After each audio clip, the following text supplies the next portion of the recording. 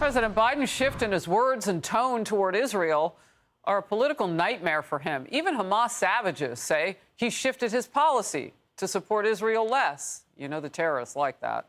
Primary season voters in several states are increasingly checking the uncommitted box on the ballot. They turned out in force to vote yesterday in Wisconsin's primary. The Milwaukee Journal-Sentinel puts it this way in a headline: Wisconsin's uninstructed delegation voters more than double Biden's 2020 margin. And by the way, in that state, they call the uncommitteds the uninstructed. It's all the same. Grassroots groups are urging those people to stick with Biden over his handling of the Israel-Hamas war. I think the Democratic Party has lost all legitimacy in our communities. If in November we still don't have a ceasefire, I don't know what will be left in Gaza.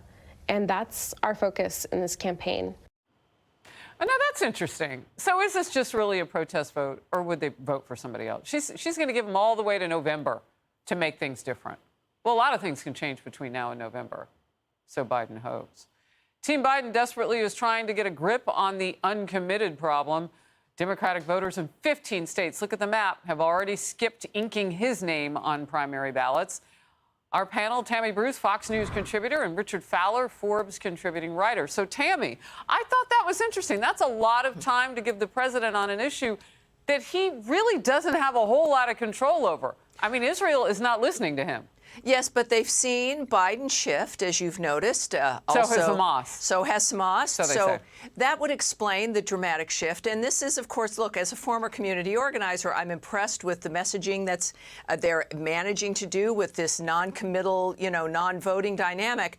But it's not even whether or not they'll vote for someone else. If they don't vote, effectively, it's a vote for Biden. When you've got Wisconsin, which Biden won by about 21,000 votes, that is a significant dynamic. But I would suggest, Richard may disagree with me, that if you're governing on a value system and you're consistent and people know what you stand for as a whole, as opposed to, let's say, at the buffet line, where you're going to adjust yourself based on what's happening in the moment, none of the constituency then can trust what it is you're going to do. But I would suggest that perhaps as November approaches, while some people, obviously in that constituency, are worried about Gaza, they're probably going to be more likely worried about their own economy, the dynamic of what's happening here in the United States of America, which controls the nature of their families and their future. So she called your name. Would you like to respond? Well, listen, I actually tend to agree with Tammy on that point. I do think that as we get closer and closer to the actually voting in November, right, which is a long way from now, even though it seems like we're moving very fast.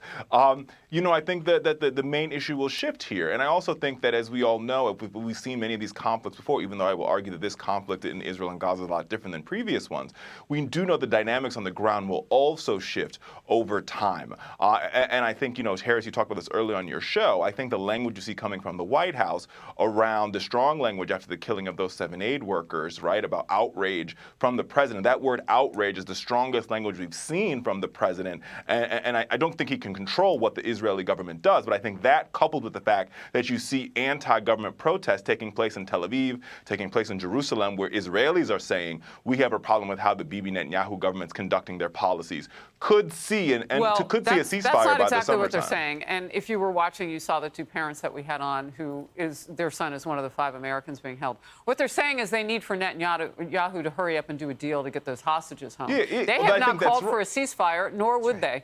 They want that to happen. If he can't do that, then he needs to go. I want to make sure that we get the facts right on that protest. Tammy, real quick, and we'll move. If he's moving to quell those particular segments of the constituencies that want change there and are supporting, a ceasefire or not, the fact is he's losing independence. So there's a whole bunch of other Americans here who do not like do not like going after an ally. That this is about Hamas starting a war. So you get kind of backed into a corner there, and he's forgetting the nature of the fact that it's going to be independents really who decide this election.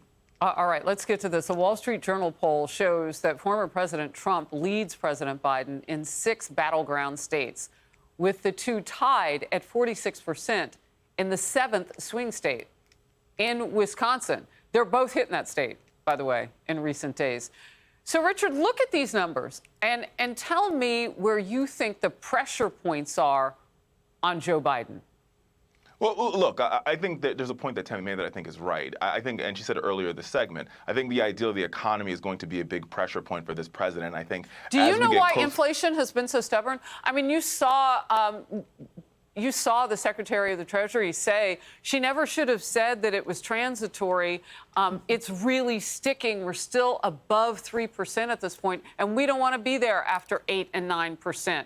Over a 2-year period. It's a bad place to be. Do you know why that is and why Biden can't message better on that? Listen, I do think he needs to message better on that, but I think there's also something that's happening. Or during the State of the Union, I got a chance to watch it with a bunch of undecided voters. And the biggest applause line that I heard from those, and I reported this in Forbes, was when the president said he will cap credit card late fees to $8 per month, right? Something most folks are paying $32, $40 a month. Small things like that. When the president goes out and talks about, here's what I've done for you, here's how I've made your personal economy, your kitchen table a little bit easier, those are the issues that move undecided voters. The room erupted into applause, and I think that is what the president needs to talk about more and more as we get into the campaign trail. That's pretty sad, though, when you're dealing with $40 a month for a late fee is pretty sad too, Tammy. Anticipating people who have who put everything on the credit card and still can't pay that bill.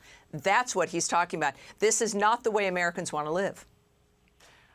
Well, to you both, a great discussion. We will watch every second of it. And Wisconsin is just getting a lot of love right now. That's it. I imagine all 7 of those states.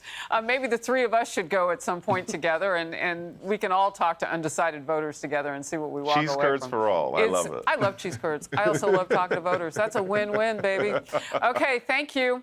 Hey everyone, I'm Emily Campagno. Catch me and my co-hosts Harris Faulkner and Kaylee McEnany on Outnumbered every weekday at 12 p.m. Eastern, or set your DVR. Also, don't forget to subscribe to the Fox News YouTube page for daily highlights.